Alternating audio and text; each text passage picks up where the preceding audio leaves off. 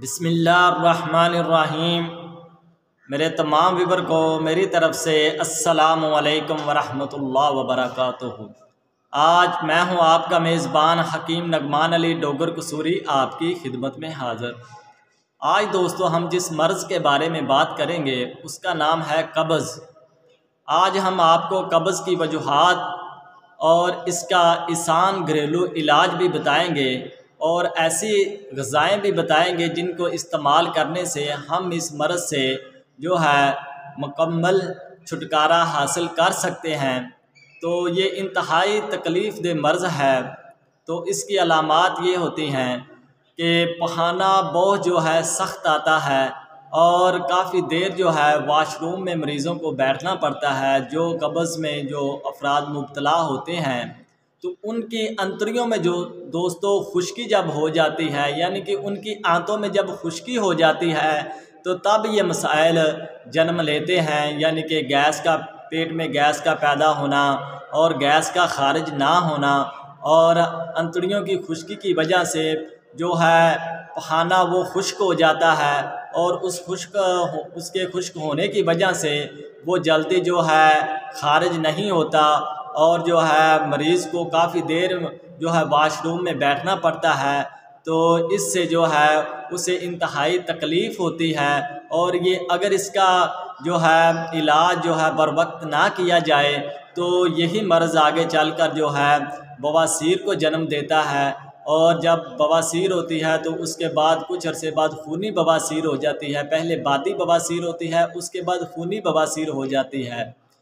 तो हमें जो है कब्ज़ का जो है शुरू से इलाज कर लेना चाहिए। अगर हम ना करेंगे इसका इलाज तो हमें जो है दूसरी स्टेज में से गुज़रना पड़ेगा।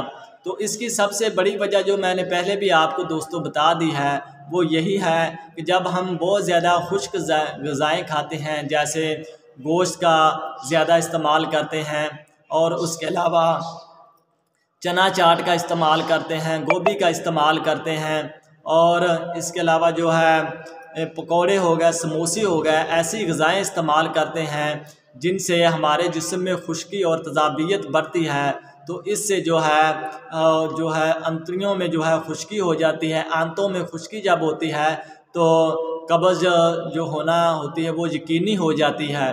तो इससे कैसे हम बच सकें और इसका जो है किस तरह इलाज करके तो हम इस मर्ज़ से मुकम्मल छुटकारा हासिल कर सकते हैं, तो उसके लिए इंतहाई ज़बरदस्त नुस्खा आपकी खिदमत में पेश करता हूं दोस्तों।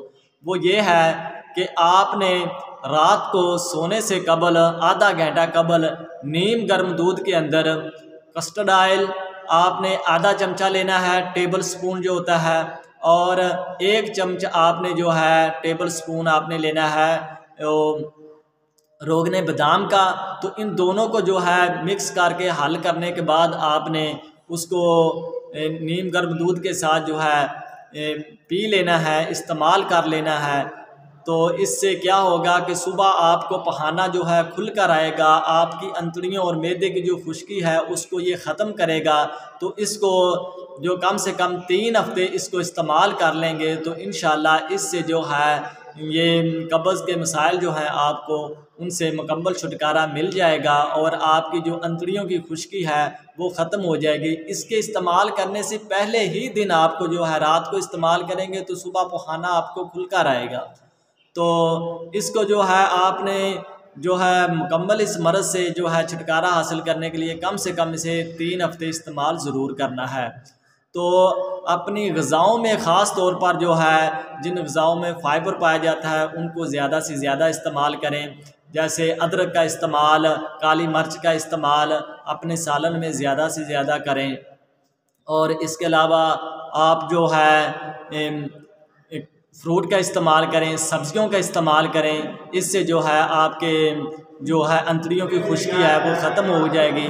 तो इंशाअल्लाह ताला जो है आपकी जब अंतड़ियों और आंतों की जो खुश्की और मैदे की खुश्की ख़त्म होगी तो जो कब्ज़ के मसाइल हैं वो इंशाअल्लाह रफ़ा हो जाएंगे, वो ख़त्म हो जाएंगे और कब्ज़ की अलामात भी ख़त्म हो जाएंगी। तो आप सेहतमंद हो जाएंगे। तो उम्मीद है कि आज आपको हमारी ये मालूमात इंशाअल्लाह काफ़ी जो है फ़ायदेमंद आपके लिए साबित होगी। आप इस पर अमल करके तो इस मर्ज़ से जो है छुटकारा हासिल कर सकते हैं। इसके अलावा आप छिलका इसबगोल को भी जो है दूध में इस्तेमाल करके, यानी कि नीम गर्म दूध के अंदर 1 टेबल स्पून जो है छिलका इसबगोल का डालकर आप उसे इस्तेमाल कर लेंगे तो इससे भी सुबह आपको पखाना खुल कर आएगा।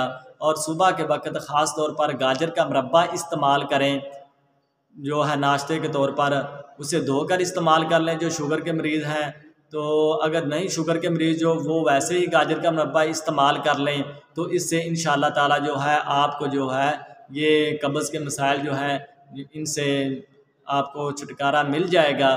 तो जो हमारे चैनल पर नए आए हैं दोस्त, उनसे एक छोटी सी रिक्वेस्ट है कि वो हमारे चैनल को सब्सक्राइब कर लें ताकि उन तक हमारी नई आने वाली वीडियो का नोटिफिकेशन पहुंच सके। तो इसके साथ ही मुझे इजाज़त दीजिएगा, नेक्स्ट वीडियो तक अल्लाह हाफिज़।